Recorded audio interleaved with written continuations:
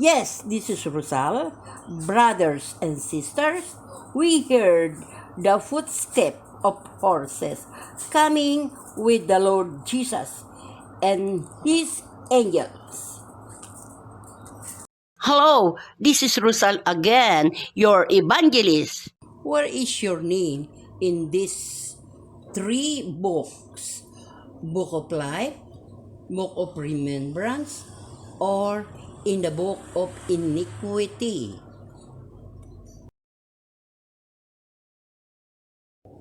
Revelation 3:5 and Revelation 20:15. Revelation 3:5. Ang magtagumpay ay daramtan gayon ng mapuputing damit at hindi ko papawiin sa anumang paraan ang kanyang pangalan sa aklat ng buhay at ipahahayag ko ang kanyang pangalan sa harapan ng aking Ama at sa harapan ng kanyang mga anghel. Revelation 3:5. He that overcome, the same shall be clothed in white raiment, and I will not blot out his name out of the book of life, but I will confess his name before my Father and before his angels. Revelation 20:15. At kung ang sino man ay hindi nasumpungan nakasulat sa aklat ng buhay, ay ibinulid sa dagat-dagatang apoy. And whosoever was not found written in the book of life was cast into the lake of fire. Luke 10:20 and Psalms 139:16. Luke 10:20.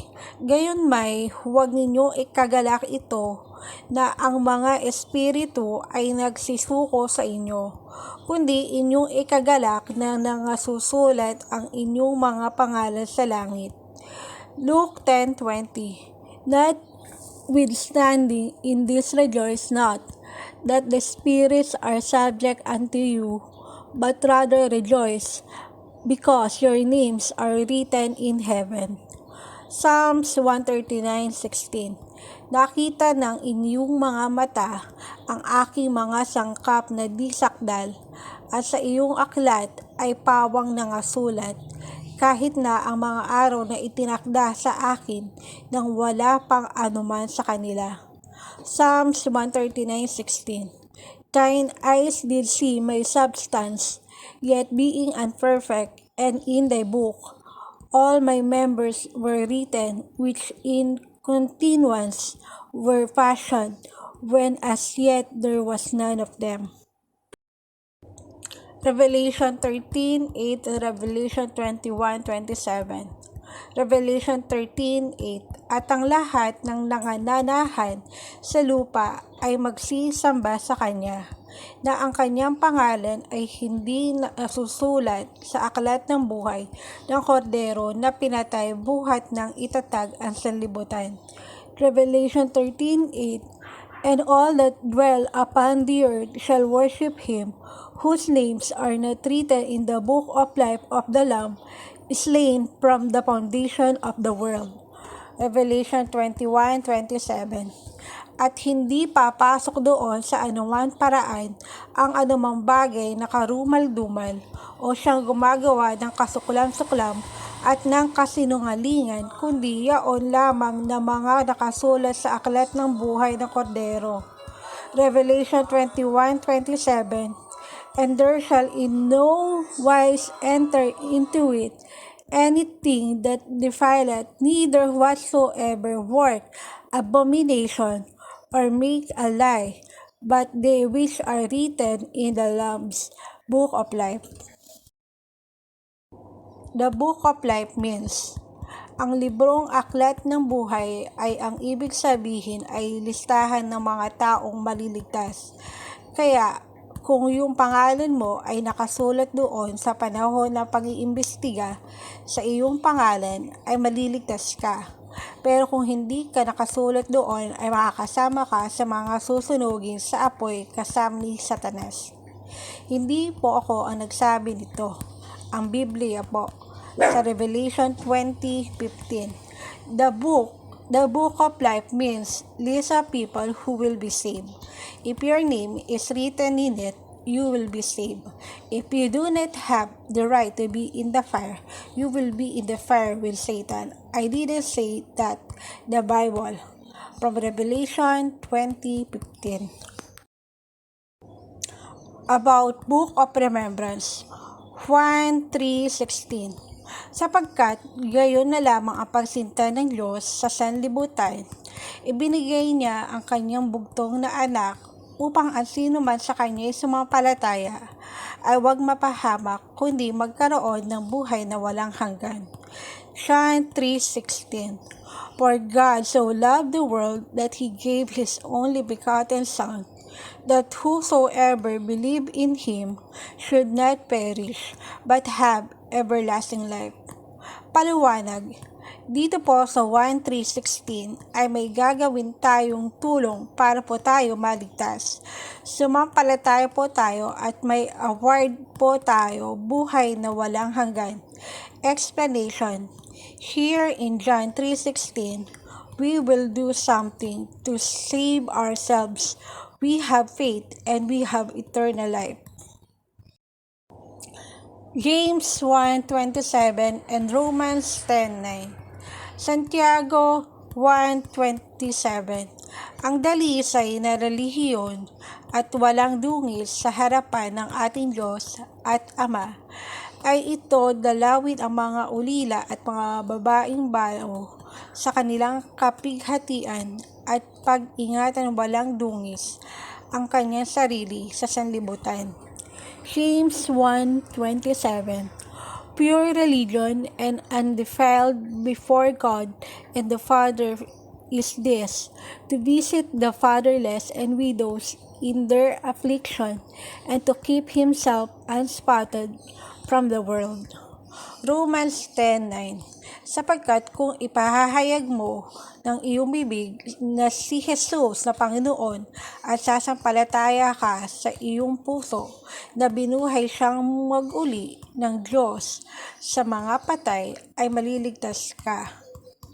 Romans 10:9. If thou shalt confess with thy mouth the Lord Jesus and shall believe in thine heart that God had raised him from the dead, thou shalt be saved. Revelation 17:8. At ang hayop na nakita mo ay naging siya at wala na, at malapit nang umahon sa kalaliman at patungo sa kapahamakan, at silang mga nasa lupa ay manggigilalas na ang kanilang pangalan ay hindi nakasulat sa aklat ng buhay mula nang itatag ang sanlibutan.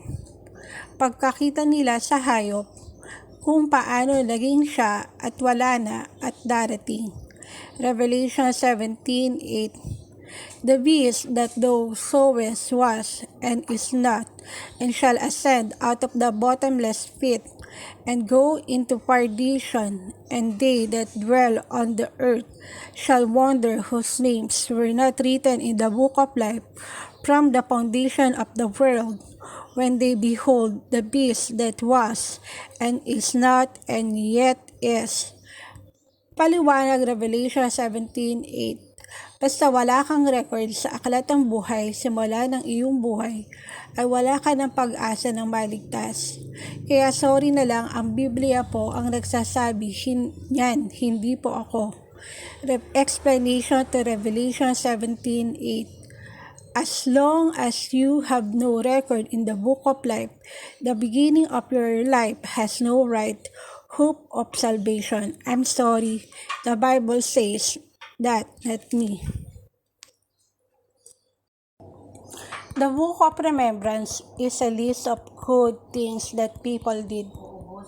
Ang aklat ng alalahanin ay dito po nakasulat, mga ginawa natin mga magaganda, at kung ikaw ay nakasulat sa aklat na ito, ay nakasulat ka din sa aklat ng buhay. Ang ibig sabihin, ikaw ay maliligtas din. The Book of Remembrance is in it written in the works we have done beautifully, and if you are written in this book, you are written in the book of life, means you will be saved too. 92 Bible verses about iniquity.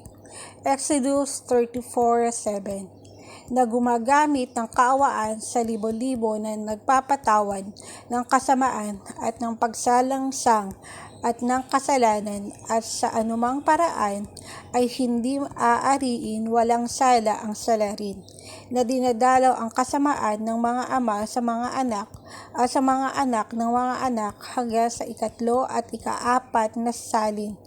Exodus 34:7, keeping mercy for thousands, forgiving iniquity and transgression and sin, and that will by no means clear the guilty, visiting the iniquity of the fathers upon the children, and upon the children's children, unto the third and to the fourth generation. This means that human sins cannot pass on to others. Ezekiel 18:20. Ang kaluluwa na nagkakasala, mamamatay ang anak, ay hindi magdadanas ng kasamaan ng ama, o magdadanas man ang ama ng kasamaan ng anak. Ang katuwiran ng matuwid ay sa kanya, at ang kasamaan ng masama ay sa kanya. Ezekiel 18:20. The soul that sinned, it shall die. The son shall not bear the iniquity of the father, neither shall the father bear the iniquity of the son. The righteousness of the righteous shall be upon him, and the wickedness of the wicked shall be upon him. 2 Peter 3:9. 2 Peter 3:9. Hindi mapagpaliban ang Panginoon tungkol sa kanyang pangako na gaya ng pagpapaliban ipinalalagay ng iba, kundi mapagpahinuhod sa inyo, na hindi niya ibig na sino man ay mapahamak, kundi ang lahat ay magsipagsisi. 2 Peter 3:9. The Lord is not slack concerning His promise, as some men count slackness, but is long-suffering to us, for not willing that any should perish, but that all should come to repentance. Proverbs 5:22 and Matthew 7:21. Proverbs 5:22. Ang sarili niyang mga kasamaan ay kukuha sa masama, at siya'y matatalian ng mga panali ng kanyang kasalanan. Mateo 7:21. Hindi ang bawat nagsasabi sa akin, Panginoon, Panginoon, ay papasok sa kaharian ng langit, kundi ang gumaganap ng kalooban ng aking Ama na nasa langit. Proverbs 5:22. His own iniquity shall take the wicked himself, and he shall be holden with the cords of his sins. Matthew 7:21. Not everyone that said unto me, Lord, Lord, shall enter into the kingdom of heaven, but he shall do the will of my Father, which is in heaven. Ang aklat po ng masasama ay dito nakasulat, ang mga kasalanan ng mga taong hindi maliligtas. The book of the wicked is written, in it the sins of those who cannot be saved. Thanks, watch, subscribe, like, and share too. From Angels Message Inc. Rosal Rabi.